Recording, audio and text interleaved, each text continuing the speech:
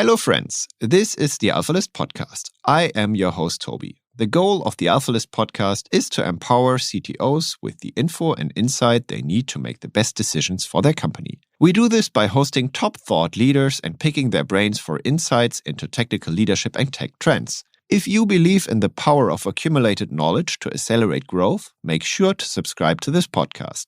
Plus, if you're an experienced CTO, you will love the discussion happening in our Slack space where over 600 CTOs are sharing insights, or visit one of our events. Just go to alphalist.com to apply.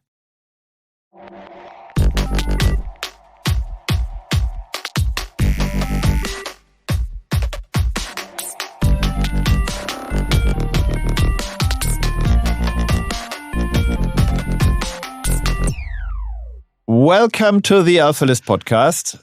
I am your host, Toby. And today our topic is focus on business value.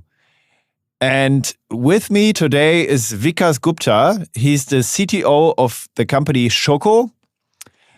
For the ones who don't know Choco, he's going to explain it later on. But he worked as director engineering at Dropbox and head of engineering for financial products at Uber before. So he moved to Berlin for Choco. So he has quite an ambitious history, I would say.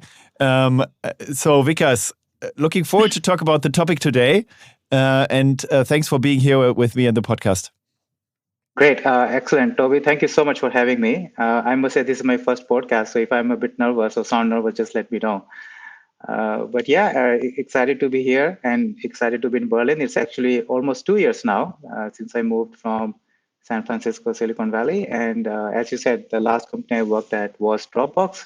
That was for a very brief moment, though. But most of my career was spent at Uber and at Facebook prior to this. Really excited for the work that we're doing here at Choco. So maybe a few words about Choco. I think you collected like over 300 million. And I yesterday was joking that it's like kind of the digital metro, like the Germans among us know the metro, and where like people who run a restaurant are regularly going to buy the food, etc. Is that correct? Or yeah, it's like Costco of USA that you may say. Metro is exactly that. But for Choco, I think I would actually zoom out a little bit more. And the purpose the Choco exists is for the food sustainability and reducing the food waste. When we talk about greenhouse gas emissions, 24% of that comes from the food systems. Comparatively, 14% comes from the transportation. And that's a number that people don't realize because a lot of focus goes on autonomous vehicles, electric vehicles, and so on and so forth, which is great.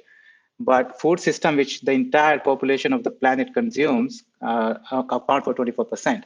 And on top of it, the 40% of that food which is produced gets wasted. So 40%, just think for a second for that number, it's just huge. And that amounts to 8%. If you just do the math, 8% of that is global greenhouse emission that's wasted. Now, taking that into factor, and we think about, okay, who are the biggest consumers of the food?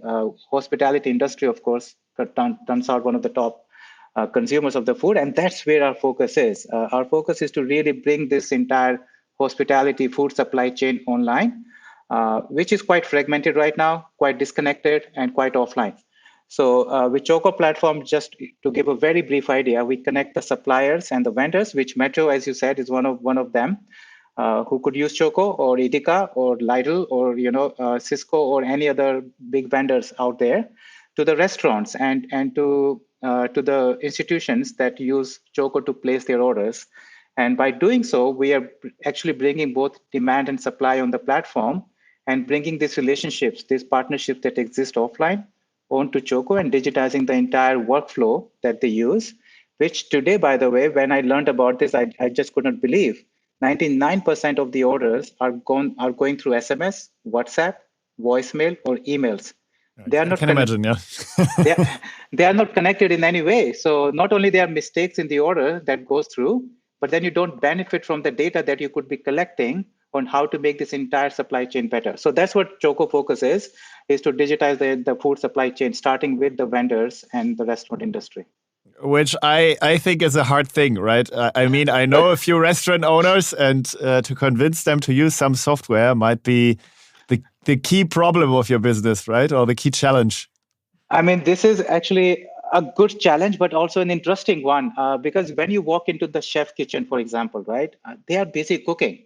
I mean, that's what they like doing. That's what they're proud of doing. But on top of it, they have to now also look at their pantry, look at the kitchen, look at what stocks they have, and also place an order, which they generally do at the end of the day. And it's so massive problem for them, which they don't want to deal with, exactly as you said. But that's where the technology can come into play and automate most of these processes for them, where they don't have to think about, do I have my tomatoes? Do I have the fish that I need tomorrow? And by leveraging the data, the order history, and their order patterns, we can really bring forth the way they can be automating this stuff. So yeah, it's hard problem, but I must say that as much as if you know Uber Eats and Wolt and Lifrando, they digitize front of the house with POS systems, where you can place orders. The back of the house, which are the stocks, the inventory management, there is actually more inclination towards it. And they're willing to try different solutions. We just have to come in with the right solution that solves the problem. And that's what we are trying to do. Okay, but I can imagine that it's kind of a challenge that can be solved, right? If you are connected to all the different systems in a restaurant, like you know which food has been ordered and to what that actually derives towards, like in ingredients, etc. That this kind of is something you can learn with like a deep learning model, or is that true? Like, is that the vision at the end, or is that reality already? Exactly. I mean, part of it is reality. Part of it is what we want to plan to work on. Um, but if I just step back a little bit for Choco, right? We start with the suppliers, and we try to understand what their user flows are, how they receive orders, how they confirm the orders, and how they deliver the orders. And then from there, we go deeply into their workflows. Many of them have ERP systems. Some of them will be very modern, like QuickBooks or SAP. Some of them will be like 1995 terminal-based systems, right? So we need to integrate into their systems, understand how they manage their catalogs, their warehouses, how do they do their service desk, and bring all of that learnings into understanding and bringing a right solution for the suppliers. Now, by doing so, suppliers would want their restaurants and their customers to use Choco as well, because that's where the real efficiency gains start to come in. And from there, we go to the restaurants of the suppliers and really educate them and guide them, to your point, about using Choco so they can drive order efficiency. Then they can do stock taking, for example, what's on your menu, what are your recipes, what you actually need on a day-to-day basis, how much you're consuming, and then try to automate as much of that possible, where you don't have to worry about will you have tomatoes, because we will know based on your order history that we can place the orders. And since we integrate with the suppliers, we also know the supplier may or may not have the tomatoes that you need tomorrow. So we can offer a substitute product for that matter as well. So these are complicated systems, that really need to work together at a global scale as well, because we are a global company. But that's where the beauty lies, and a lot of product challenges lie as well. So really working towards it. Okay. Thanks a lot. Very, very interesting. And we could essentially talk for an hour about Choco, but that's not what we're here for. I want to start with my first, like, more or less personal question. What is your personal journey as a geek or nerd? I don't know how you consider yourself. Like, when did you start? How did you get into computing, and why? And why did it stick? Yeah, that's a I have to go back to my childhood, which I won't reveal my age, but it goes a very long way back. Uh, the first time I was introduced to programming was in my ninth grade. Before that, I never seen any laptop, or I mean, there were no laptops back then. There were only quite a few, but PCs or desktops. So I did my first programming in Pascal, where we did simple binary search, algorithmic searches and stuff like that, and where I really got hooked to it. I was good at maths, and with computers, I could really put all the mathematical principles that I was learning into coding and practice, and that's where I really liked doing programming. And from that time onward, I continued to stay. I got my first laptop. And I used to love programming games. So I used to do some games. I designed some board games, one of which the other day I was playing with my son, Battleship, if you may know of the game. So I designed Sure. that game as well when I was in the 10th grade. So yeah, my love for programming continued there. And then I did my bachelor's in electronics and communication. But I continued to do programming on the side, and finally my master's in computer science at Indiana University in USA. That's where I got more into the operating systems, into the compilers, and things like that. Yeah, and from there on, started working in Silicon Valley. My first company was actually a mobile gaming company.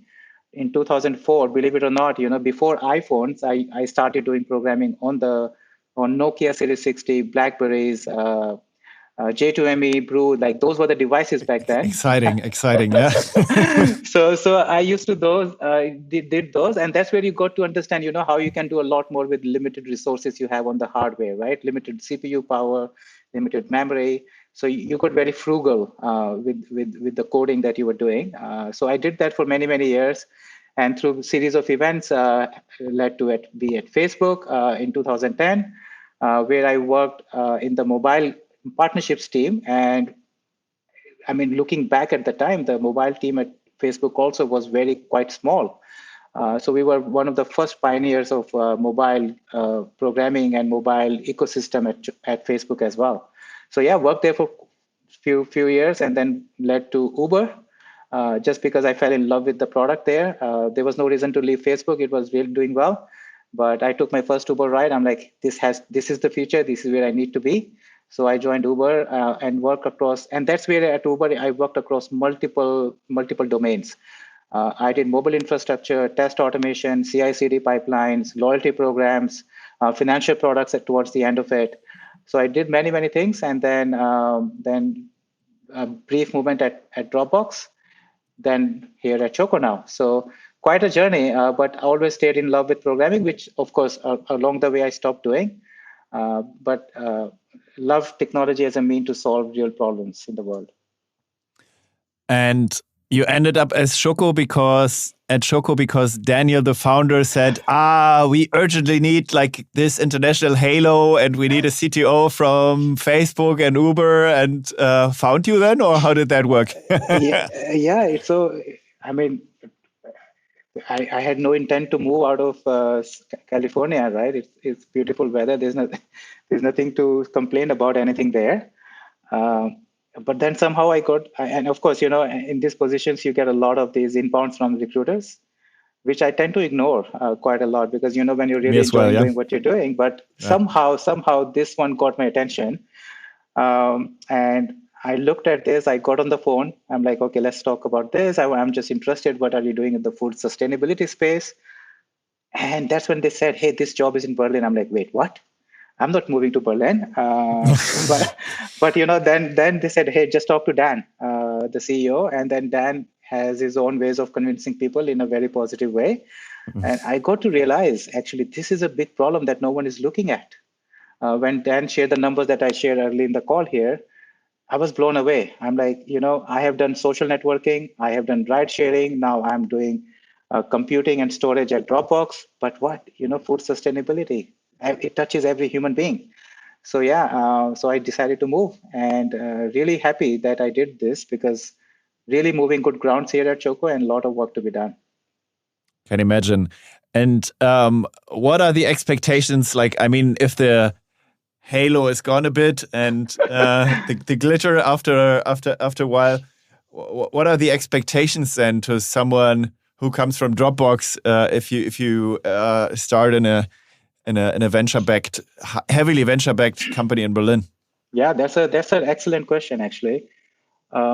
If I may say this connecting the dots, right? I love to connect the dots because it always works out. The reason I moved to Dropbox after Uber was when I was talking to a few of the companies, like, hey, what's interesting going on in the world? There are a lot of positive change or a lot of things that could really drive influence and interrupt the things in positive way, what happening on the enterprise space. But I had never had experience of doing so, right? Working in a B2B space. So with Dropbox, I had the opportunity. I was actually leading the engineering team for HelloSign. It's like DocuSign. I was leading the team there. So that's where I got to realize how enterprises work. How does the sales cycle work? How do you build a product, not for the masses, not for the billions of consumers, which Uber and Facebook was about, but for very pristine, very small pool set of suppliers, vendors, enterprise customers, and make sure the product is just right.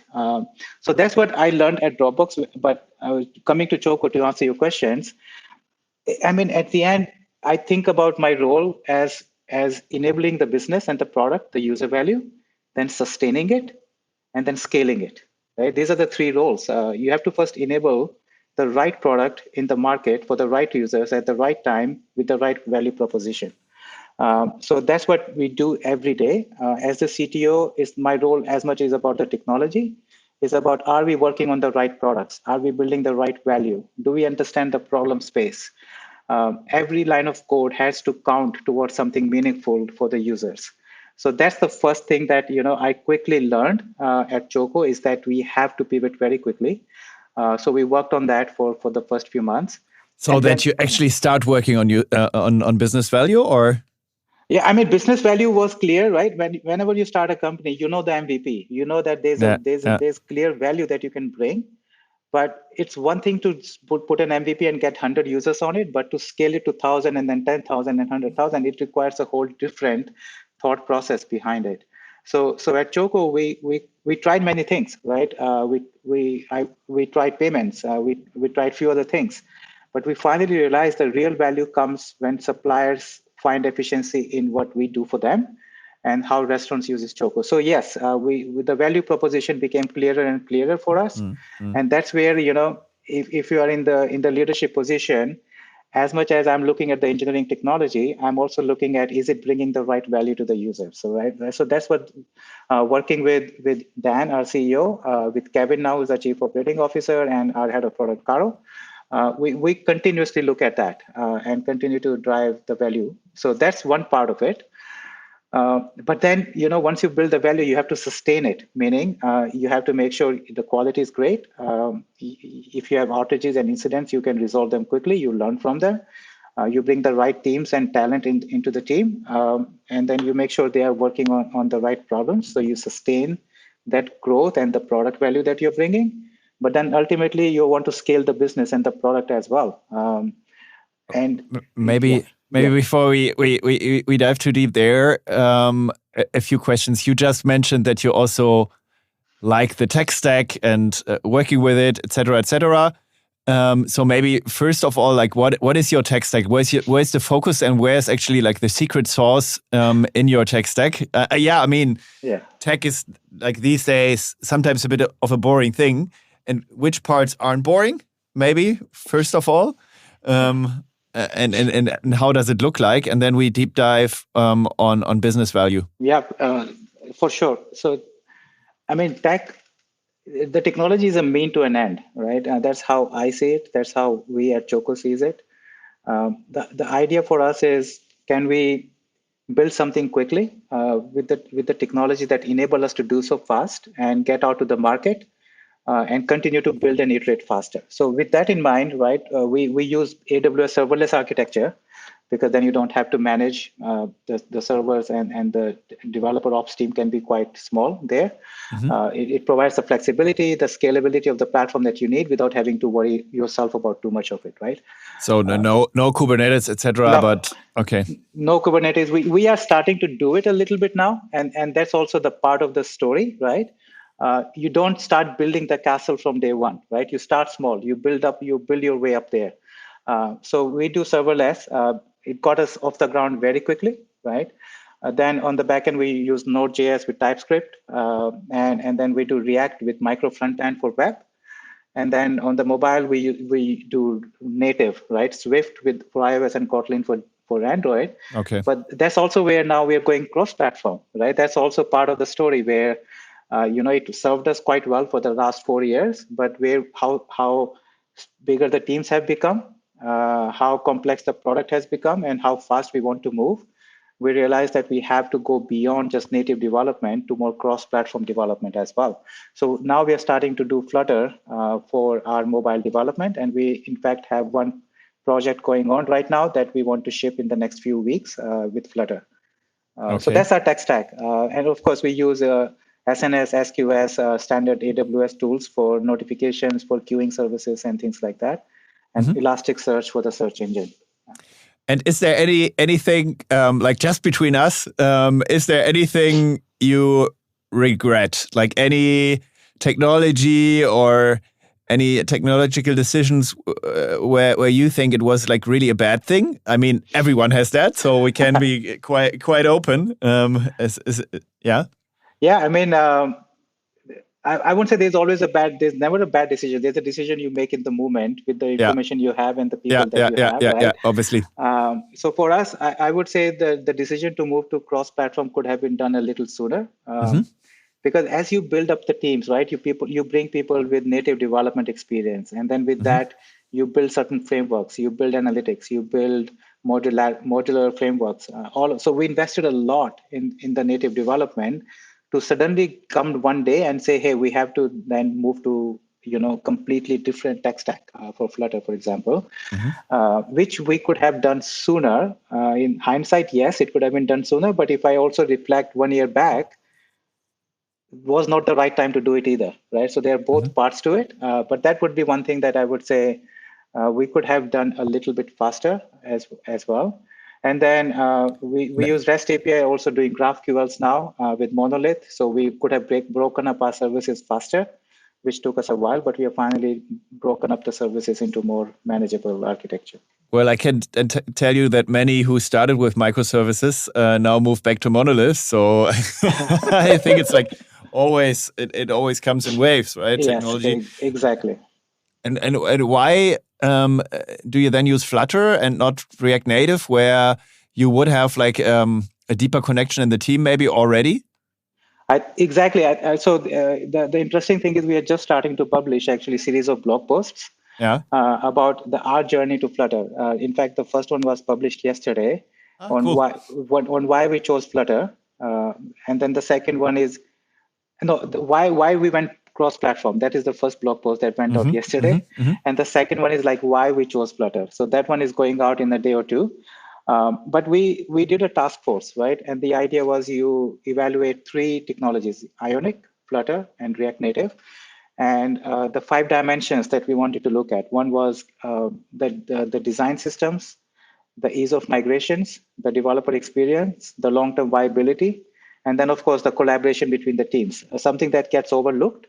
But if teams are lean and small and collaborate better, where people can really, from the website or from the native side, can come together on a common platform, agree on certain principles and move fast, that allows things to move quickly. So based on these 5 dimensions, I would say Flutter really stood out well across 4 out of the 5s and ended up with the right decision for us, where both the web engineers and the native engineers are now coming together to learn Flutter, the Dart language, which is also very quite similar to TypeScript on the web. So web engineers are also okay learning it.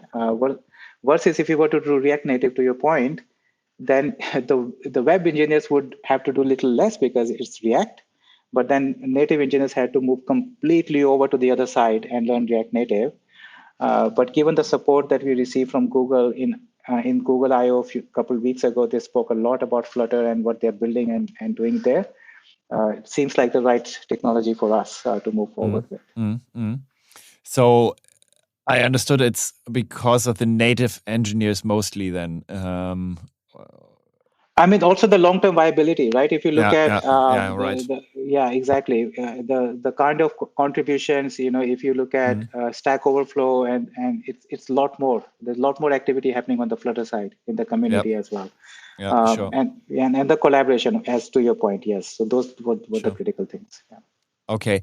Then like one question where like almost every CTO kind of feels guilty. So do I.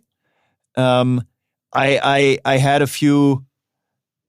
made a few decisions in my past or tried a few technologies just for the sake of trying a technology and just for the sake of learning something new. Like I recently had an interview where the interviewer told me that he would love to try a vector database. He doesn't have a use case, but he would like to try that, which for me was like a bit of a red flag because I honestly did the same mistake in the past and know that it was a mistake. How do you prevent this on an organization at scale from your perspective? And how do you make sure that people accept working with maybe a boring technology? Let's take Postgres as an example, right? Very stable, can almost solve all data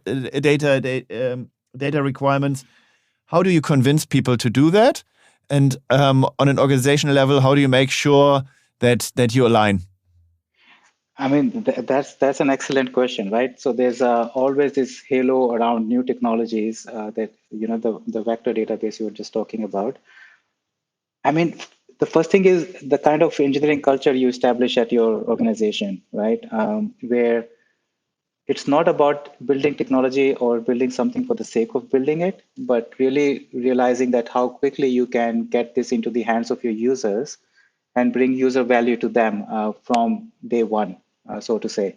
So that's how, if the engineering culture is driven by that, then most of the time you will also know if you're picking up certain technology, is it for the sake of technology or is it because you are actually stuck moving your business forward or product forward? So you need to now reassess and move to a different technology, right? So that's always a choice that teams have to make, your architects have to make, but as a culture, you have to support it. So to me, fundamentally, it's all about how every team is contributing towards the business goals. And if I may use an example, right? We at Choco, for example, we started doing what we call Maker's Quarter. Um, I mean, people are familiar with Maker's Day, right? Where there's no meeting. So we really extended it all the way to the quarter and really making sure that every team knows what they want to build and how they want to build and in what timeline they want to build and deliver it to the users. So we cut down any distraction, including, hey, for example, we talked about serverless Kubernetes. Some teams like, hey, we want to try Kubernetes, Dockerize our applications would be great. I'm like, what value does it bring to the user? The vendor does not care about whether you're using Docker or not. They care about, are you building the value and the product that will benefit me? So having that honest conversation really solve a lot of the problems being in the room. So that's what we try to do. With Maker's Quarter, we are actually creating a rhythm, discipline, where every team knows what they want to build and they have to commit to it and build it and ship it. Along the way, of course, sometimes you realize that, hey, this database is not serving my needs anymore, or this re-architecture needs to happen. Then you come back to the table and discuss it. But it's all about putting the right teams together with the right mindset, which is more towards the user and the value that you bring to the user. Mm-hmm. And if you made a decision or the team made a decision which it later on regrets and you want to move to a simpler technology that serves the user more, how do you make sure this actually happens? Like, do you make sure this happens, or do you say, you chose Kubernetes and now let's live with Kubernetes because removing Kubernetes takes us half a year? Or how do you treat that? I mean, yes. I mean, you also have to live with the devils, right? I think it's always about a constant struggle and balance between. I think let's look at this. You have certain amount of capacity, right? Even if you say 100 engineers, you have 100 engineers. You don't have 101, and you have certain hours in a day, and then you have a business that needs to move forward. So you have to just look at all these three things together. You have time, you have people, and then you have product. And how do you balance the three? For example, if you say, hey, undoing Kubernetes and moving back, it's gonna take us 6 months. Is it a devil you can live with a little bit longer, where you know that in 6 months you can actually push forward business a lot more, get more revenue or bring more value to the users, and then at some point you then make a decision. Okay, we're going to live with it for a little longer. Maybe we need 5 more people that we can add to the team over the next 6 months, and then come to the decision of transitioning or migrating to something different.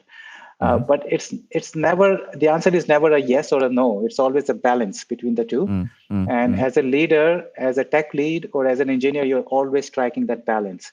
But the most important thing we as leaders can do is to enable an environment to have these kind of conversations, Never say no to anything, but also never be open to any new shiny technology, but rather assess it, be thoughtful, and then make a decision. Mm-hmm, mm-hmm.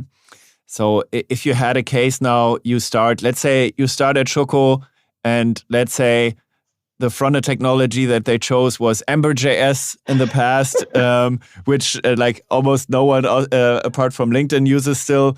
And there's a small team, like 3-4 people, and or let's say 10 people, and you want to get rid of it at a certain point, but you also want to move the product forward. And the team tells you, we have to stop working on features now. We have to just rebuild everything, and it will take us till next year. Can we do this or not? What would you say? I would say, let's define a timeline for this. The first decision you make is like, is it the right decision to move away, as you said, Ember.js, right? Then if the decision feels like, yes, we should, then it's not like you drop everything and then you start doing that work. Yeah. You start defining a timeline of that migration to happen, which can be over the weeks and the month and maybe over the year, right? But then you create space for those migrations to happen while you're also building the product, but you're also contributing to these migrations. To give another example, right? We had similar issue at Choco, where suddenly it became all about product, and product, right? Which to sometimes feel like, hey, we became a feature factory now. We're just building features, but we are not taking care of the foundations of our architecture. If we don't do it, then we're going to struggle a bit more in 6 months, and in 1 year, it's going to really be bad for us. So then the decision was, okay, as tech leads, highlight what are your must-fix problems. What are your should fix, and just create a sequence of these things you want to take care of, and then we do what we call excellence days, right? And excellence days is where 2 days in a month we have engineers focus nothing but on the technical topics, right? And the other framework would be 80-20, right? 80% product, 20% platform, or in some form of combination. But we realized that with excellence days, if you go in with a very clear target, like in 2 days, this is what we're going to accomplish, and you do nothing but that, then at the end of the 2 days, you have made some progress.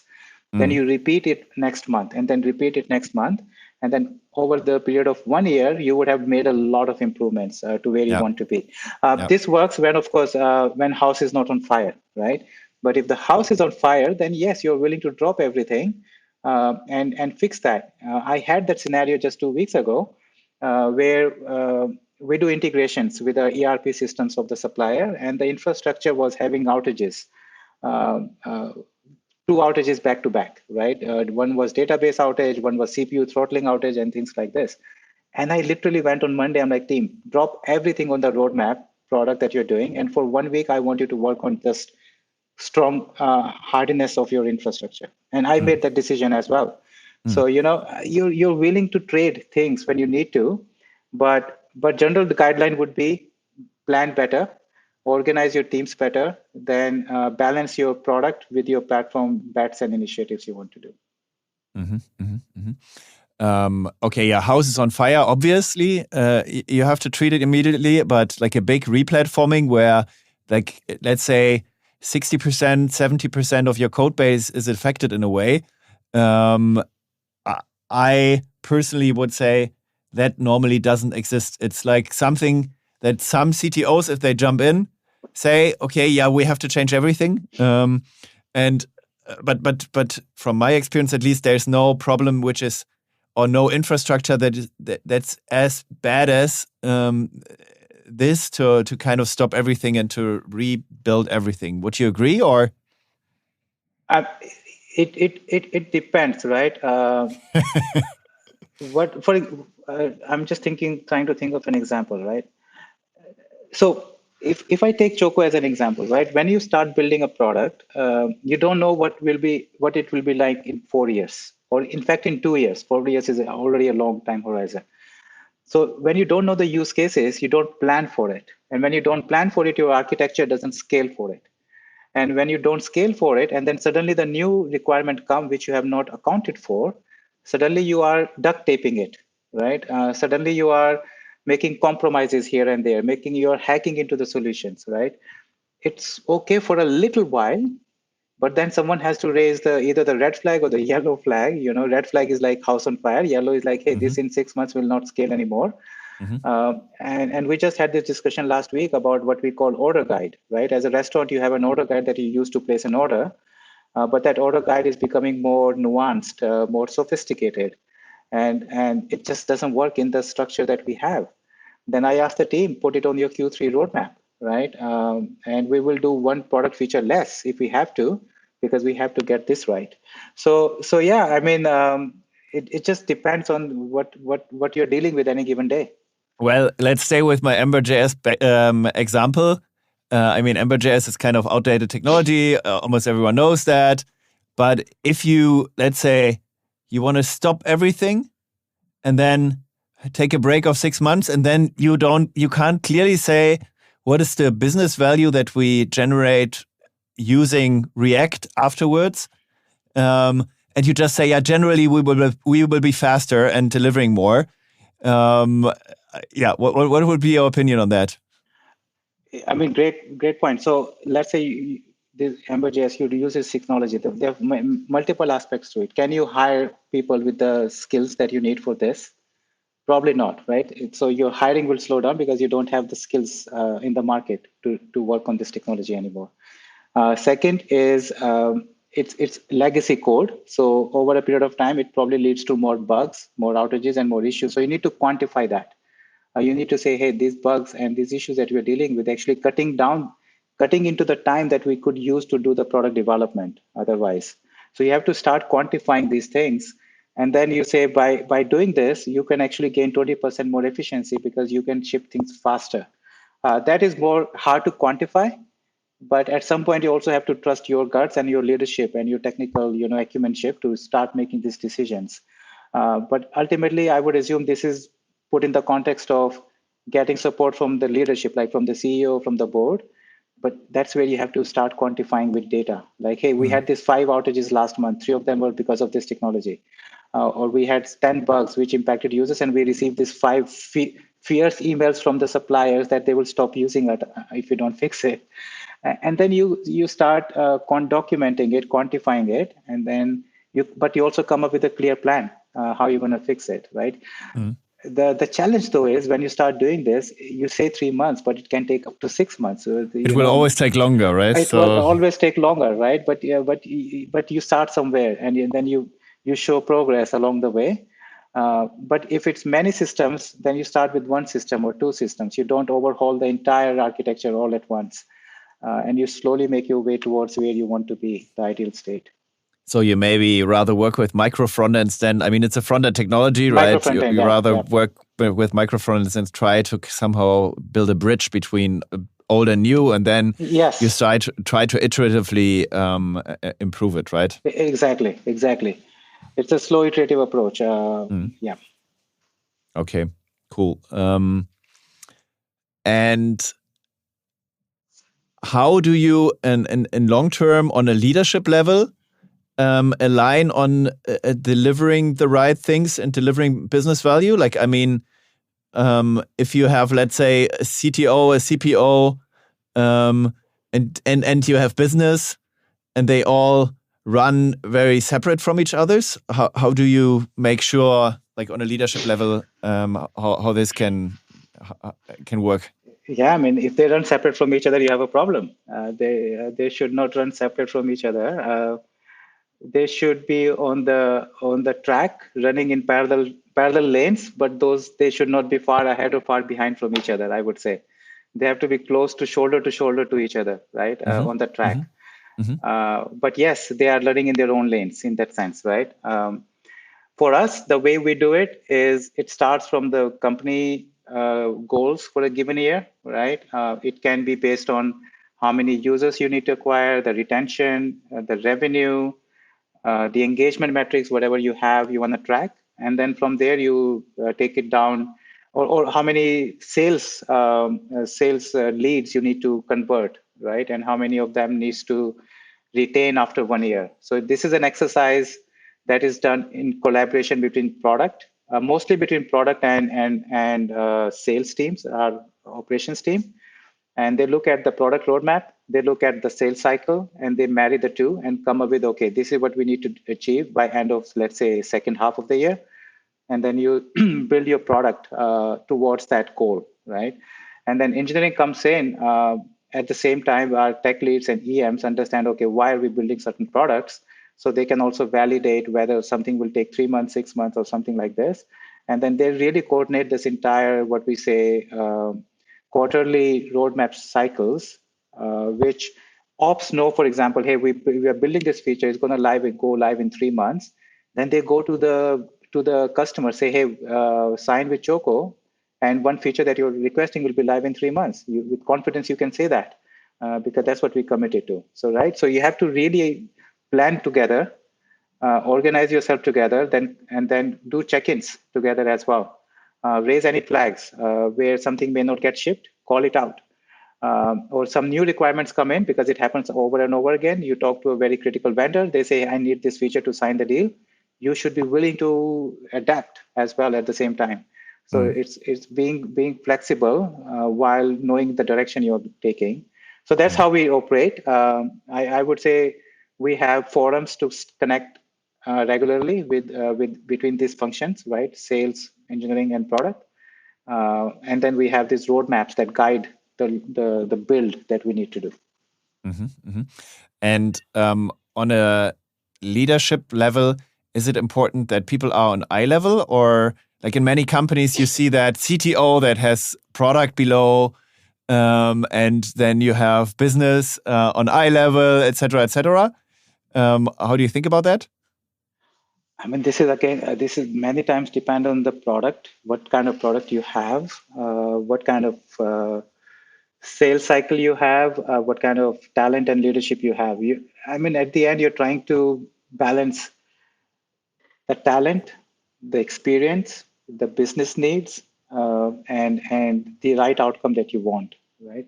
So eye to eye level works, in my opinion, the best, right? Where you can really work together, but also challenge each other, right? If it's eye to eye level, challenging becomes easier, right? You can be in conflict with each other, and that's okay. That's healthy for the business, right? That's healthy for the users. But sometimes I also seen the chief technology officer is the same as chief product officer, right? And that's also fine as long as you can wear both hats without bias towards one side or the other side, right? I would always say that product defines the technological direction, not the other way. So you have to understand what product you build, and then based on that, you pick the right technology, the stack, the architecture, and then the scale. And the product is mostly influenced by if you're in a B2B space, it's mostly influenced by the sales cycles and the customer needs. So they work together in that sense. Yeah, I feel that the modern CTO is often rather a CPO than a classical CTO. I mean, as you said, depending on the product, but so many companies out there don't have as hard technological challenges as they think. And a lot of companies start with the CTO, while the CTO is like at least equally important. Would you agree, or? I would agree. It's given the tech stack how fast it has evolved, you can really glue something up and ship within a week or a month. Sure. It doesn't take a lot to build and ship something, but what you need is the vision and the strategy and the product. Otherwise, you can be a fast engine, but if you don't have the steering wheels or you don't know which direction you're going, you can be going in circles, right? So I would argue that as a CTO, you got to wear your product hat more than you need, more than I think we do. And then you should be in the space where product decisions are getting made. You should be talking to the customers, in fact. You should be going out there and looking at how users are using your product, engaging with it. They bring so many ideas back to your teams. And that's what I do, right? When I go to, for example, our office in Barcelona, I meet customers. I do shadow calls on the customer support, right? What kind of issues our users are raising, and really, I'm going to Chicago in 3 weeks, where we'd like to understand what our users are dealing with in USA, what the competitive landscape is out there, right? Because that's guides your technological decisions as well. You've got to be close to the product. Mm. And if you inherit something as a CTO and you're more like a classical CTO, you often want to ensure the status quo is working out fine. While many, I think, don't think about tomorrow so much. So don't think about the vision and the big picture. But if you are also then very busy with keeping the product alive and keeping the technology running, then it might even be better to realize, maybe it's time to get in someone who's really good for product and who's not reporting to me, right? Getting good. Yes. You're saying if the CTO is also doing the product themselves. Yeah. Let's say you Yeah. have someone responsible for both. Yeah. And that like many want this, right? Many CTOs would take this like straight away if they have the opportunity, but many can't because they're so busy operating the status quo. Yeah. I mean, that's an excellent question. Like your entire day can be run down by just doing technical meetings, one-on-ones, just looking at the health metrics of your organization, like incidents, bugs, quality. Like, yes, absolutely, it can keep you busy throughout the day. Um, you you have to create space to think what's next. Always, never settle with what is given or what is handed out or what's working. Disrupt yourself, right? That's the best way to keep innovating. And if you can do it as a CTO while wearing your product hat, I know some of the people who do it really well. That's the best you can have. But if you are self-aware and you think you can, then yes, find the person who can help you with that, who can challenge a little bit more. But you need a lot of visionaries for that as well. So really excellent answers you gave us so far, and really like entertaining, but also a lot to learn from you. Maybe I contact you for a coaching in the future.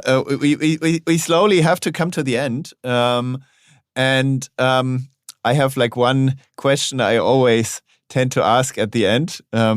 Which goes deep into your past. And in your past, in 2010, you worked at Facebook, right? Yes.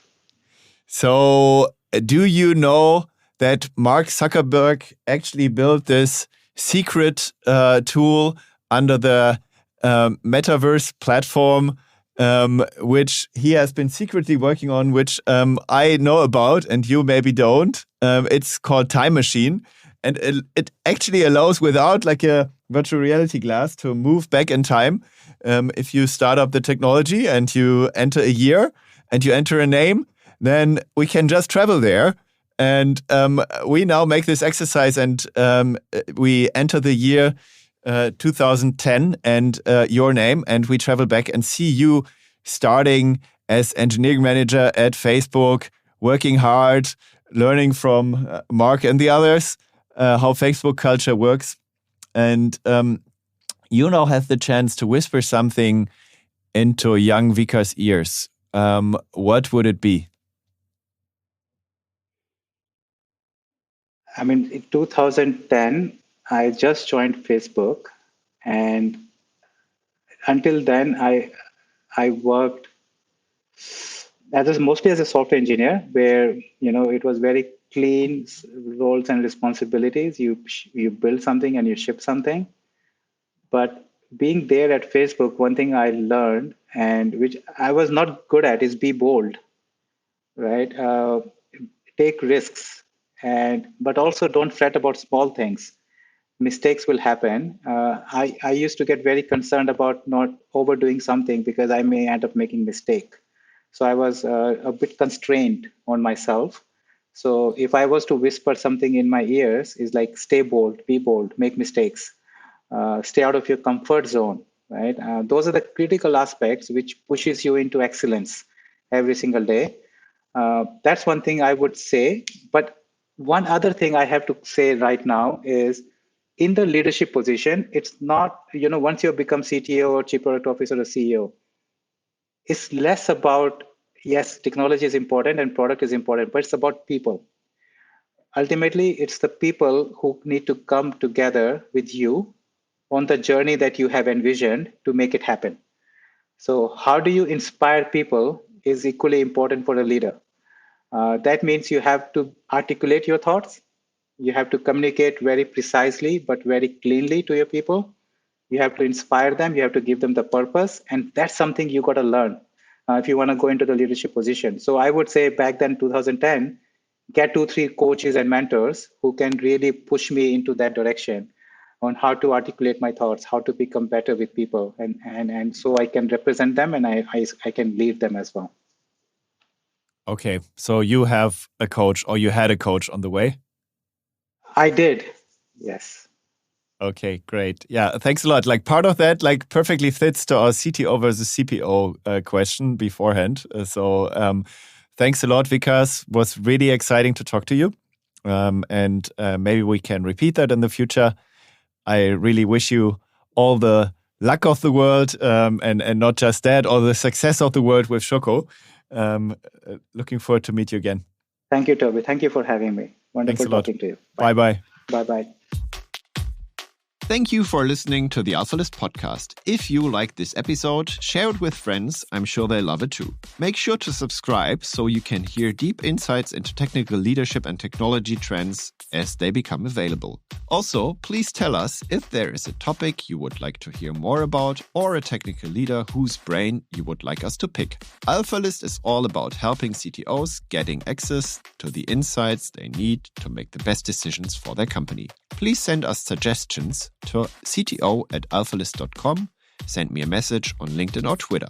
After all, the more knowledge we bring to CTOs, the more growth we see in tech. Or, as we say on Alphalist, accumulated knowledge to accelerate growth. See you in the next episode.